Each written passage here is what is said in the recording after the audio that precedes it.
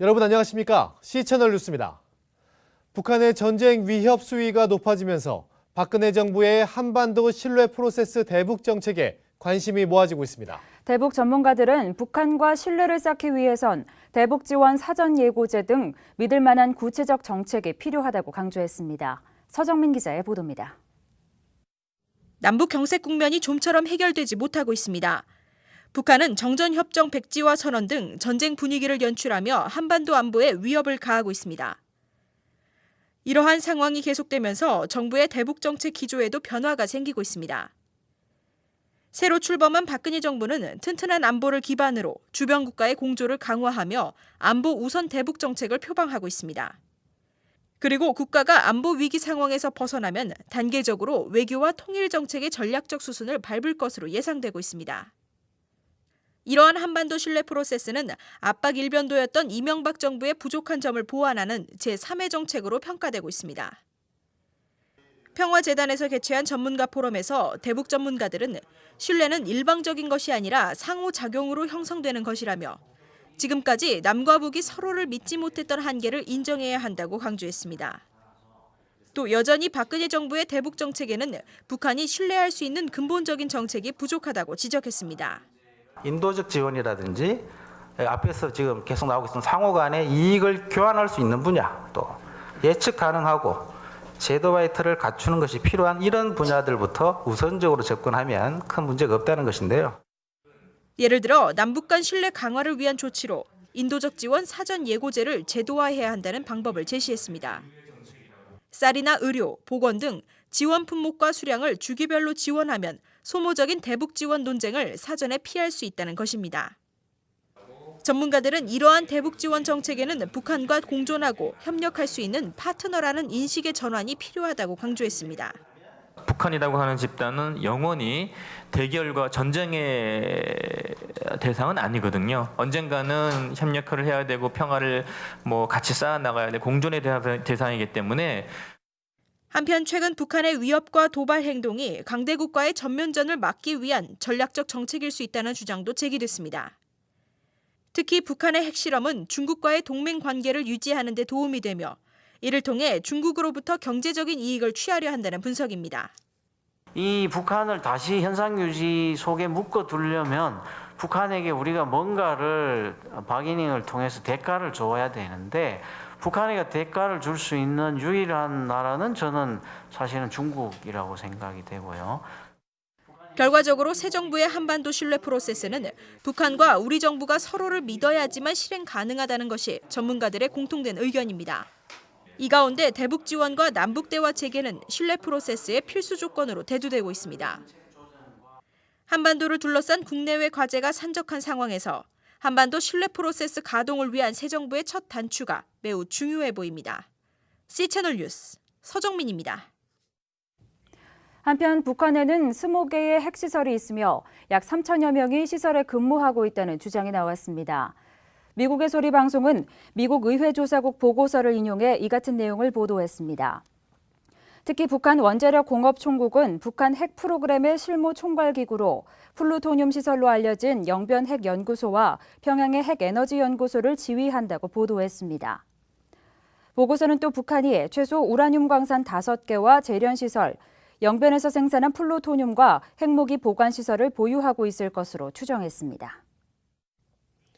WCC 세계교회협의회 제10차 부산총회를 반대하는 단체의 배후에 한국교회 주요 교단이 이단으로 규정한 다락방 인사들이 연루됐다는 의혹이 나왔습니다. 이들은 유언비어 수준의 주장과 1인 시위, 서명운동 등을 전개하고 있어 교인들의 주의가 요청되고 있습니다. 이인창 기자의 보도입니다. 올해 10월 부산에서 세계 기독교계의 올림픽이라고 할 수 있는 세계 교회 협의회 10차 총회가 열리는 것으로 압니다. 성공적으로 개최될 수 있기를 기원하겠습니다. 새 정부 출범 직후 박근혜 대통령은 국가조찬기도회에 참석해 전 세계 140여 개국 349개 교단이 참여하게 될 WCC 제10차 부산총회의 성공 개최를 기원했습니다. 문화체육관광부는 WCC 총회를 우리나라와 문화를 전 세계에 알릴 기회로 여겨 20억 원의 지원 예산을 배정하고 있으며 부산시도 WCC 총회의 전폭 지원을 약속하고 있습니다. 한국교회는 2009년 일찌감치 WCC 총회 유치를 확정하고 주요 교단 단체들과 함께 한국준비위원회를 조직해 부산 총회를 위한 협력을 기울이고 있습니다. 그런데 WCC 총회를 앞두고 최근 WCC 부산 총회 개최 반대를 위한 국민의 소리란 단체가 WCC는 용공주의와 혼합주의를 지향한다며 WCC 총회 반대 운동을 대대적으로 전개하고 있어 우려를 낳고 있습니다. 이 단체는 WCC 철회를 위한 전국 시민의 자발적 단체를 표방하며 인터넷 카페를 개설해 활동하고 있습니다. 하지만 국민의 소리 핵심 구성원 중 상당수가 예장합동과 통합 등 한국교회 주요 교단이 이단으로 규정한 다락방교회 중직자들이라는 의혹이 일고 있습니다. 확인된 바에 따르면 국민의 소리 카페에 올라온 조직 구성 명단과 다락방 측 교회로 알려진 A교회 주보에 나온 중직자 명단의 상당수가 일치하고 있습니다. 하지만 국민의 소리는 A교회와의 직접 관련성을 부인하며 이름이 겹치는 것은 우연일 뿐이라고 주장하고 있습니다. WCC 총회 한국준비위원회는 이들의 반대 활동에 대해 심각한 명예훼손으로 보고 법적인 조치를 포함한 강력한 대응을 준비하고 있다며 교인들에게 유언비어에 미혹되지 말 것을 요청하고 있습니다. 그래서 그런 것들이 중지가 돼야 하고 일반 시민들 또 평신도들이 봤을 때는 그런 말들에 그냥 현혹되지 않기를 간곡히 부탁을 드리기도 합니다. 국민의 소리가 배포한 유인물에는 WCC를 공산 게릴라 지원단체, 북한 옹호단체, 동성연애와 일부 다처제 지지단체라는 터무니없는 주장이 기재돼 있습니다. 하지만 WCC는 역사적으로 정치적 이념적 차이를 넘어 신앙 공동체 안에서 교회 간 교류를 지속해왔으며 오히려 공산주의 체제 하에 교회들을 지켜내는 데 큰 역할을 한 것으로 평가돼 왔습니다. 6.25 전쟁이 발발했을 때는 북한의 남침을 세상에 알리고 유엔 안보리가 유엔군 파견을 결의하는 데 결정적 역할을 한 성명서를 채택하기도 했습니다. 남쪽을 침략한 것은 범죄 행위다.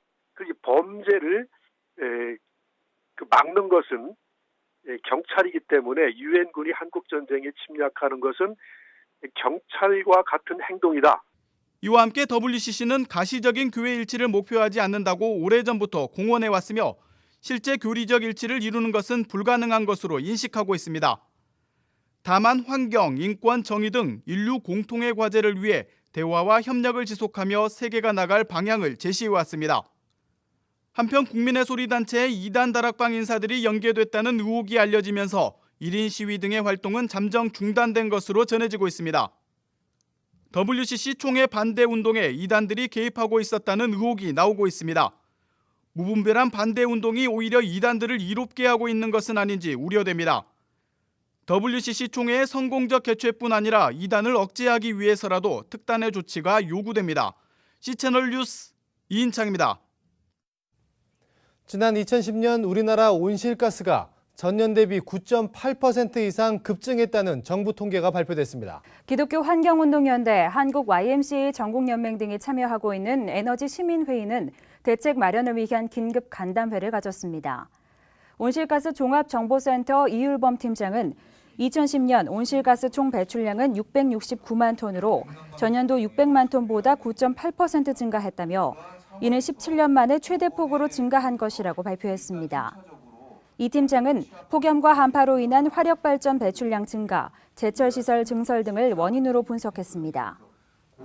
환경정책평가연구원 이상엽 박사는 배출량 감축 기술 등에 중점을 둔 공급 관리와 전력 요금 체계 개편 등의 수요 관리 대책이 수립돼야 한다고 제안했습니다. 한편 IEA 국제에너지기구의 국가별 온실가스 배출량 순위에서 우리나라는 136개국 중 중국, 미국, 인도, 러시아 등과 함께 세계 7위를 기록했습니다. 순위는 2008년 10위, 2009년 9위보다 상승했습니다. 저소득층과 고소득층 간의 소비 양극화 현상이 갈수록 심각해지고 있는 것으로 나타났습니다. 통계청 자료에 따르면 작년 소득 하위 10%인 1분위 소비 지출은 식료품이 23.6%로 가장 많은 부분을 차지했습니다. 주거, 수도, 광열 부문 소비가 18.2%, 보건 10.9%로 뒤를 이었습니다. 반면 소득 상위 10%인 10분위의 가장 큰 소비 비중은 교통으로 14.4%를 차지했습니다. 이는 자가용 운영과 기름값 부담이 반영된 것으로 분석되고 있습니다. 그 다음으로는 교육 14%, 음식, 숙박 등 12.1%였습니다. 이와 함께 고소득층 교육 소비 비중은 저소득층에 비해 2.5배를 기록해 교육 양극화 현상도 나타났습니다. 전문가들은 소비 양극화 현상은 소득 양극화 현상에 따른 것으로 물가 상승 등의 요인으로 소비 양극화 현상이 더욱 심해질 것이라고 분석했습니다. 새누리당이 3월 조찬기도회를 개최하고 박근혜 정부의 올바른 국정 운영과 국민을 위한 제19대 국회의 역할을 위해 기도했습니다. 조찬기도회에서 설교를 전한 명성교회 김사만 담임 목사는 요셉이 보여줬던 리더십을 언급하며 이 시대 진정한 지도자의 역할을 강조했습니다. 김 목사는 여야를 막론하고 지도자들에겐 청지기적 사명을 감당했던 요셉의 충실함과 순종적 모습이 필요하다고 권면했습니다. 또한 요셉이 7년간의 흉년에 대비했던 것처럼 여야 지도자들도 국가적 위기에 미리 대비하는 지혜를 가져야 한다고 덧붙였습니다. 새누리당 기독인회 회장 김기현 원내수석 부대표는 최근 여야가 진통 끝에 정부 조직법 개정안에 합의했다며 새 정부가 국민들의 큰 기대에 부응하고 국민에게 사랑받도록 노력하겠다고 밝혔습니다. 이번 조찬기도회에는 새누리당 이경재 의원, 정몽준 의원, 김충환 전 의원 등 당내 관계자 300여 명이 참석했습니다. 기독교 정신으로 설립된 사단법인 성민원이 장애인과 아프리카 에이즈 고아를 돕기 위한 모금운동을 전개합니다. 성민원은 세계적인 오르간 연주자 도널드 서덜랜드를 초청해 후원 연주회를 개최했습니다. 사단법인 성민원은 연주회로 모은 후원금을 아프리카 미래재단에 전달해 아프리카 주민들의 의료 서비스와 선진 교육을 위해 사용할 예정입니다. 특히 성민원의 장애인 사역과 에이즈로 고통받고 있는 고아들을 위해 쓰이게 됩니다. 연주회 무대에선 도널드 서덜랜드는 프랑스 고전주의, 낭만주의 음악의 정평이 난 오르간 연주자로 31년간 교회 음악 감독으로 활동하며 교회 음악 발전에 기여해온 것으로 평가받고 있습니다. 이번 공연에서는 고전과 미국 현대 오르간 음악 등을 선보였습니다. 한편 군포 제1교회 지원으로 1998년 설립된 사단법인 성민원은 그동안 노인, 장애인, 청소년 등 다양한 분야에서 복지 활동을 펼쳐왔습니다. 이 밖의 뉴스와 날씨를 전해드립니다. 평화누리와 기독청년 아카데미가 자본주의와 한국 기독교를 주제로 기획 강좌를 시작합니다. 오는 25일부터 8주간 진행될 강좌에서는 성경적 관점에서 자본주의를 분석하고 기업과 노동의 참된 의미를 되짚어봅니다. 제10회 서울국제사랑영화제가 4월 4일부터 11일까지 서울 필름포럼에서 개최됩니다. 올해는 223개의 단편 작품이 출품된 가운데 17편이 엄선돼 4개 경쟁 부문으로 관객들에게 상영됩니다. 개막작은 미국 존 반 다이크 감독의 낫 투데이가 선정됐습니다. 참여연대와 평화네트워크 등 평화단체와 시민단체가 이라크 전쟁 10주기를 맞아 광화문 일대에서 전쟁 없는 평화의 세상을 위한 1인 시위에 나서기로 했습니다. KCMC 한국기독교방송문화원이 2013년 고난주간에 활용할 수 있는 영상을 한국교회에 무료로 배포합니다. 영상은 예수 그리스도의 십자가 사랑을 기억하고 온전한 삶을 회복하자는 의미를 담고 있으며 KCMC 홈페이지를 통해 내려받을 수 있습니다. 날씨입니다. 중부지방에서 비가 시작돼 전국으로 확대되겠습니다. 대부분 지역은 오후 들어 그치겠지만 강원도 영동, 경북 일부 지방은 밤까지 이어지는 곳이 있겠습니다. 비가 내리면서 기온이 큰 폭으로 떨어져 추워지겠고 바람도 점차 강하게 불어 체감온도는 더욱 낮겠으니 체온 조절에 각별히 유의하시기 바랍니다.